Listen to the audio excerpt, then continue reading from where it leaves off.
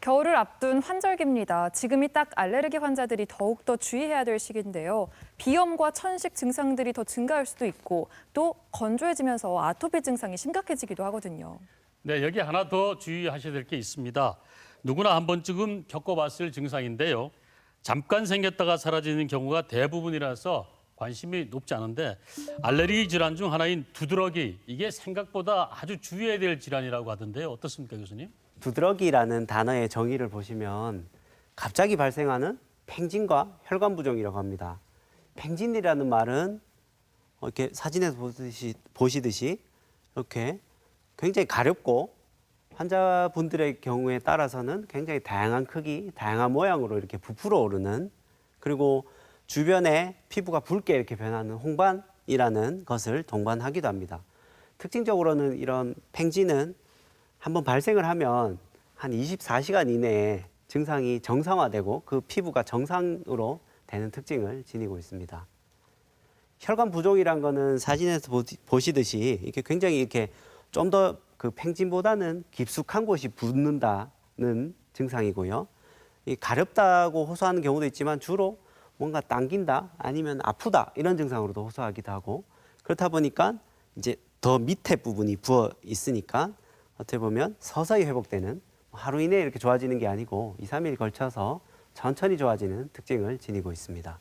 아랫부분이 이제 혈관 부종이고요. 혈관 부종. 윗부분이 이제 팽진이라고 볼 수 있습니다. 네. 두드러기란 거는 이런 팽진과 혈관 부종이 각각 나타날 수도 있고요.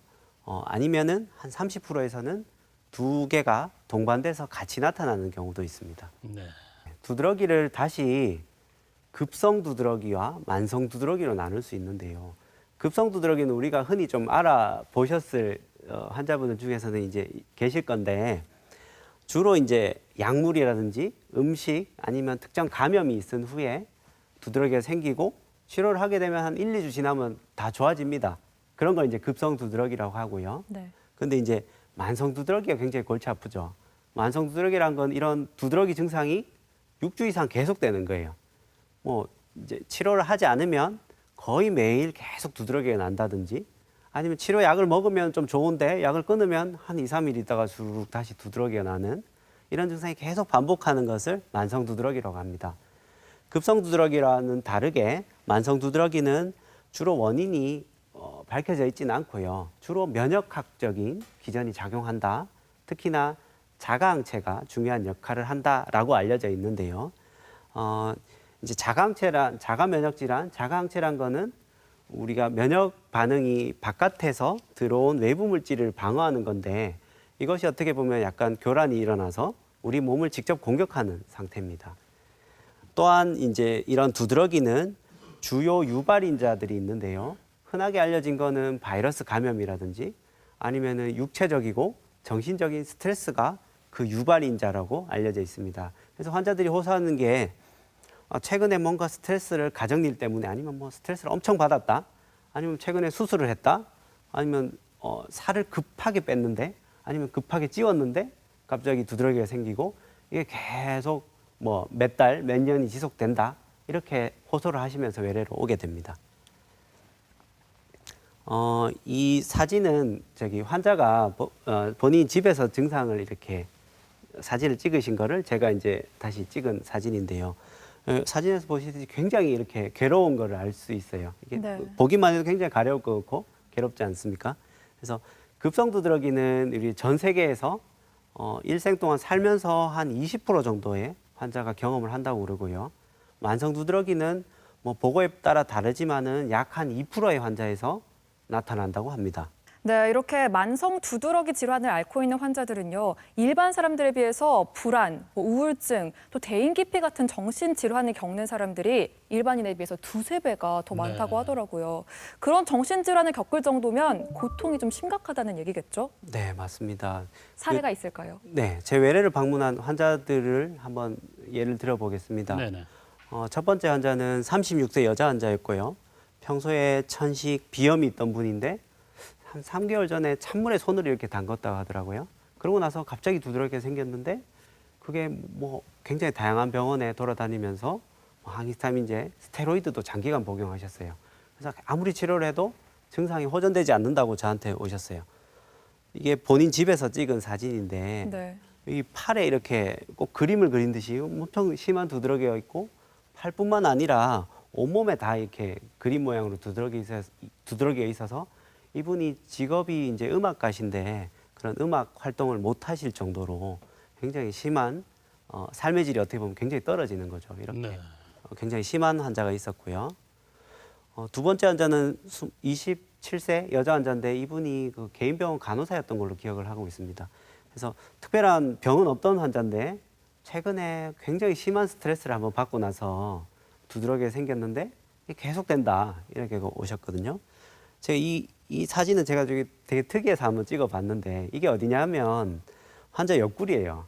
그러니까 이게 옆구리가 전체가 다 차지할 정도로 굉장히 큰 제가 진료를 보면서 이렇게 큰 두드러기는 팽진이라 그러죠. 팽진은 처음 봤는데 이렇게 심한 가려움, 큰 두드러기를 동반하는 환자도 있었습니다. 만성 두드러기 환자는 그 최근에 보고에 따르면은 한 4년 동안에 앞서 말씀해 주셨지만 한 35% 정도 증가했다고 하고요. 이렇게 앞서 이제 사진에 보셨듯이 굉장히 괴롭고 삶의 질이 떨어지고 뭐 우울증도 생길 수 있고 어떤 분들은 제 외래 와서 우시는 분도 있어요. 그런 식으로 이렇게 굉장히 힘든 만성 두드러기 환자들이 최근에 이렇게 증가하고 있는 것을 볼 수 있습니다. 네, 마음대로 울 수도 없고 마음대로 씻을 수도 없는 증상이 있다 그럽니다. 실제 미국에 살고 있는 아이비란 소녀가 겪으면서 많이 알려졌다고 하는데 물에 닿으면 붉은 두드러기가 생긴다고 합니다. 참 안타깝습니다. 그리고 교수님 이외에도 많은 증상들이 나타날 수가 있겠죠? 네, 맞습니다. 그런 경우를 물두드러기라고 하는데요. 네네. 그렇게 이제 유발 요인이 있냐 아니면 유발 요인이 없느냐에 따라서 만성 두드러기를 다시 만성 특발성 두드러기 이 경우에는 유발 요인이 없어요. 아무 요인이 없이도 계속 생기고 그런 경우 아니면 특정 유발 요인이 있는 경우가 있어요. 그런 경우가 예를 들어서 뭐 이 체온이 올라간다든지 아니면 뜨거운 물에 들어간다든지 아니면 심한 운동을 하게 되면 생기는 콜린성 두드러기와 그 반대로 차가운 물에 들어간다든지 차온 공기를 맞닥뜨린다든지 이렇게 했을 때 생기는 한랭 두드러기 그리고 피부 긁는 부분 위주로 다 부풀어 오르는 피부 묘기증 아니면 뭐 속옷 라인이라든지 뭐 이렇게 눌리는 부분 위주로 두드러기가 생기는 압력 두드러기 그 외에도 말씀해 주셨듯이 물 두드러기, 햇볕 두드러기 어떤 사람은 진동만 느껴도 진동 때문에 생기는 진동 두드러기도 있습니다. 근데 이 특징적으로는 이런 만성 특발성, 유발성 두드러기가 한 가지만 있는 경우가 아니고 예를 들어서 한랭 두드러기가 있으면서 콜린성 두드러기도 있고 특발성 두드러기도 있는 한 환자에서 이런 증상들이 모두 나타날 수 있는 것이 특징입니다. 이런 유발성 두드러기에 대해서 좀 더 보시면 유발성 두드러기는 유발 인자가 있잖아요. 그것을 이제 외래에서 제가 주로 하는 방법들이 묘기증의 경우에는 이렇게 좀 환자 진료를 보면서 제가 여러 가지 여쭈지만 피부를 긁어봐요.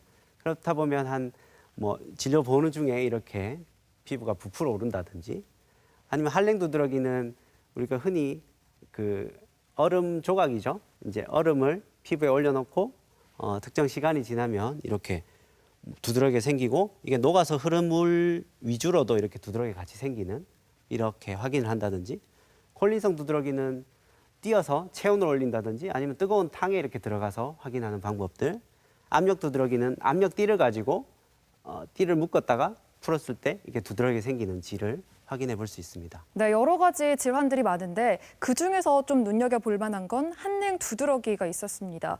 올여름이 또 유달리 더웠잖아요. 그렇죠. 그래서인지 겨울이 더욱더 혹독할 거라는 예측이 많던데 한랭 두드러기를 지니신 분들은 어떤 식으로 좀 조심을 해야 될까요? 네, 한랭 두드러기란 거는 앞서 보셨듯이 찬 공기 아니면 찬물 아니면 얼음 이런 데 데이면 두드러기가 나는 두드러기입니다. 네. 그게 특징적으로는 이게 뭐 해수욕을 가서 아니면 수영을 한다든지 아니면 냉수욕을 한다든지 갑자기 이렇게 전신적으로 찬 기운을 다 노출시켜 버리면 환자가 혈압이 떨어진다든지 의식을 잃고 사망하는 경우가 있는 굉장히 위험한 두드러기 중에 하나인데요. 특히나 이렇게 치료를 충분히 받지 못했거나 어떤 이제 그런 환자들에서 추위에 노출됐을 경우에 더 어떻게 보면 위험하겠죠. 그래서 환자들은 충분한 치료를 받으시고 이런 체온 변화가 급격하게 일어나지 않도록 방안을 철저하게 하시는 것이 중요하겠습니다. 네, 그리고 두드러기 자체만으로 힘든데 만성 두드러기 환자 10명 중 9분이 이 동반 질환을 가지고 있다 그럽니다. 네. 자, 만성 두드러기 환자들이 주의해야 할 동반 질환은 어떤 것들이 있을까요? 네, 맞습니다. 이렇게 알레르기 질환의 특징이 아까도 이제 두 번째 좀 나왔던가요? 동반 알레르기 질환, 관련 알레르기 질환이 동반하고 있다 이렇게 하는데 두드러기를 포함해서 알레르기 질환이 한 가지만 이렇게 나타나는 경우보다는 굉장히 다양한 질환들을 같이 동반하는 경우가 많아요. 그래서 뭐 두드러기 환자에서 가장 흔한 뭐 동반 질환이라면은 알레르기성 비염이 있을 수 있겠고, 아니면은 다른 알레르기 질환 이외의 질환으로는 뭐 갑상선 기능이 항진된다든지 저하가 된다는 등의 이런 갑상선 질환들, 그리고 이런 두드러기가 굉장히 오래된 환자라든지 아니면 여성 환자에서는 뭐 류마티스 관절염, 루푸스, 그리고 이런 쇼그렌 증후군과 같은 이런 자가 면역 질환들의 유병률이 높아진다는 보고들이 있습니다. 또한 추가적으로 이렇게 우리가 건강검진도 많이 하실 건데 뭐 고지혈증이 생기고 체중이 불어나고 혈압이 올라가고 뭐 이런 고혈압이 생기고 그리고 혈당이 올라가는 뭐 이런 것들이 한 번에 이렇게 나타나는 것을 대사증후군이라고 하는데요. 뭐 한 연구에 따르면은 만성 두드러기 환자에서 일반인에 비해서 이런 대사증후군의 그 유병률이 올라간다. 그리고 만성 두드러기가 잘 조절 안 되면 이런 것들이 더 증가된다는 보고들이 있습니다. 네, 아이들에게 만성 두드러기가 있을 경우도 좀 위험하다고 하는데요. 소아청소년에게 만성 두드러기가 있을 경우에는 이게 소아당뇨나 뇌전증을 앓는 만큼 네. 삶의 질이 급격히 떨어진다고 합니다. 이게 얼마만큼 증가하는 추세인가요? 완치는 가능할까요? 만성 두드러기의 이제 유병률을 나이별로 아니면 성병별로 이렇게 나타낸 그래프인데요. 보시면 한 10대, 20대 때는 거의 두드러기가 뭐 좀 그래도 일반적으로 좀 낮은 것을 볼 수 있고요. 하지만 이제 나이가 어리다든지 아니면 30대 이후의 여성에서 급격하게 만성 두드러기의 유병률이 증가되는 것을 볼 수 있습니다. 환자들이 질문하는 게 내 이게 만성 두드러기가 몇 년이 갈까? 언제 치료가 끝날까요? 이렇게 많이 물으시는데 이게 이제 건강보험공단 자료를 근거로 해서 조사한 연구인데요. 네.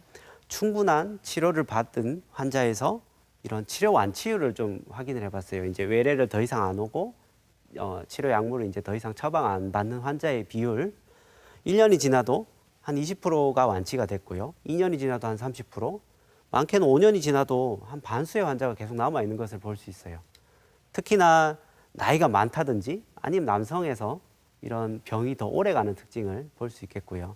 그렇다 보니까 저는 이제 주로 설명하는 게 이제 두드러기가 한 3개월 미만으로 가실 경우가 한 반수 정도 되고 3개월 이상 가실 것 같으면 평균적으로 한 5년 정도는 가신다고 보셔야 될 것 같아요 라고 설명을 드리고 있습니다. 두드러기의 기전에서 가장 중요한 세포는 여기 그림에서 보시듯이 비만세포, 다른 말로는 비반세포라는 알레르기 세포인데요. 이건 세포는 어디냐 그러면 우리 피부라든지 혈관 주변에 다 있어요. 그래서 이 세포는 특징적으로 이렇게 동글동글한 것들이 본인 몸에 가지고 있는 특정 물질들인데요. 바깥에서 이런 기생충이 들어온다든지 아니면 그런 바깥에 위험 요소가 있다면은 이 물질들을 분비해서 이것들을 처리하는 그런 기능을 하고 있고요. 이 비반세포, 비만세포 표면에는 알레르기 항체가 이렇게 붙을 수 있는 부분들이 존재를 하게 되고 뭐 특정 음식이나 약물과 같은 특정 원인 물질이 들어온다든지 아니면 아까 이제 자가 면역 질환, 자가 항체가 중요하다 그랬는데 이런 자가 항체들이 이런 그 비만 세포를 공격하는 경우 아니면은 이 직접 비만 세포를 자극할 수 있는 다양한 요인들에 의해서 이 비만 세포가 활성화되고 이게 터지는 거예요. 터져서 그 안에 있는 물질 중에서 중요한 히스타민이라는 물질이 분비가 되고 이 히스타민에 의해서 두드러기 증상이 나타나게 됩니다. 알레르기 내과를 방문하셔서 만성 두드러기 환자들이 알레르기 내과를 오셔서 받게 되는 검사들 중에서 자가혈청 피부 반응 검사라는 게 있는데 이건 뭐 어떻게 하냐 그러면 본인 피를 뽑아요. 그리고 특정 처리를 한 다음에 본인 피를 다시 피부에 이렇게 찔러 넣거든요. 당연히 본인 피를 본인 피부에 찔렀는데 두드러기가 생기지 않아야 되는데 이 히스타민이라는 원인 물질과 마찬가지로 이렇게 본인 피를 찔러 넣는 부분에 두드러기가 나타나는 것을 확인할 수 있습니다. 그래서 네. 이게 어떻게 보면 자가 면역성 두드러기를 외래에서 간편하게 확인할 수 있는 방법이 자가혈청 피부 반응 검사가 되겠습니다. 앞서 보셨듯이 두드러기 기전에서 중요한 게 히스타민이라는 물질이다 보니까 치료에서도 가장 중요한 게 항히스타민제예요. 어떻게 보면 히스타민이 역할을 못하도록 하는 약이고요. 이게 우리가 흔히 알듯이 피부과 약, 스테로이드 이런 게 아니고 항히스타민제입니다. 항히스타민제는 다시 이제 언제 만들어졌냐? 아니면은 우리 부작용, 잠이 온다든지 입이 마른다든지 이런 부작용들이 흔하냐, 흔하지 않냐에 따라서 1세대 항히스타민제와 2세대 항히스타민제로 나눌 수 있는데요. 만성 두드러기에서는 특징적으로 이런 부작용이 거의 없는 2세대 항히스타민제를 꾸준하고 규칙적으로, 예를 들어서 환자가 증상이 있다고 먹고 증상이 없다고 끊고 이런 게 아니고 꾸준하게 규칙적으로 먹는 것을 권장을 드리고요. 환자의 경우에 따라서는 이런 한 가지 항히스타민제에 반응을 하지 않는 경우가 있어요. 그런 경우에는 다른 종류의 부작용이 적은 2세대 항히스타민제를 추가를 한다든지 아니면은 아주 드물게는 그 같은 항히스타민제를 용량을 이렇게 증가시켜서 더 많이 드시는 거죠. 그렇게 해보는 방법을 해볼 수 있습니다. 근데 한 요 2단계까지 반응하는 환자분들이 한 반수 정도 되고요. 나머지 반수는 항히스타민제를 아무리 올려도 두드러기 증상은 조절되지 않는 경우가 있습니다. 그런 경우에 사용할 수 있는 약이 여기 빨간 글씨로 되어 있는 오말리주맙이라는 약물과 면역 억제제인 사이클로스포린 이런 것들을 써볼 수 있습니다. 원래 이 오말리주맙 즉 졸레어라는 약은 그 중증 알레르기성 천식을 타겟으로 해서 그것을 치료하기 위해서 개발이 됐는데요. 이게 그 약물의 역할은 이제 아까도 봤듯이 알레르기 항체에 약물이 결합을 해서 이 알레르기 항체가 비만 세포에 결합을 못하도록 그 기능을 못하도록 하는 그런 특징을 지니고 있는데요. 또한 이제 비만 세포 표면에 이렇게 있었던 그 알레르기 항체가 결합하는 부분에 이런 발현을 감소시켜 버리는 이런 효과가 있어서 어떻게 보면 천식 환자에서도 굉장히 효과적이겠지만 만성 특발성 두드러기 환자에서 굉장히 효과적인 치료 약물이고 특별히 부작용이 보고돼 있지 않은 굉장히 안전하게 사용해 볼 수 있는 약물이게 되겠습니다. 네. 또한 최근 들어서는 이런 오말리주맙보다도 이렇게 알레르기 항체와 결합하는 능력이 월등하게 뛰어나다고 알려져 있는 새로운 약물들이 개발 중에 있는데요. 특히나 전 세계인을 대상으로 한국에도 이제 이제 연구가 시작될 계획이고요. 한국에서는 한 80명의 환자를 대상으로 48주, 즉 1년간의 주사를 투여를 하고 이게 효과가 어느 정도 되는지를 임상 연구를 할 계획입니다. 그래서 어떻게 보면 만성 두드러기 굉장히 괴롭고 삶의 질도 떨어지고 그런 그 환자들이 많고 굉장히 괴로우시겠지만 어떻게 보면 굉장히 효과적이고 안전한 약물인 주사제라든지 아니면 새로운 약물들이 계속 개발되고 있으니까 어떻게 보면 환자들도 이제 희망을 가지시면 좋겠습니다. 네, 두드러기나 아토피 환자분 같은 경우에는 가장 고통스러운 게 가려움 때문이라 그럽니다. 그렇죠. 자꾸 긁다 보면 증상이 더 심각해지는데요.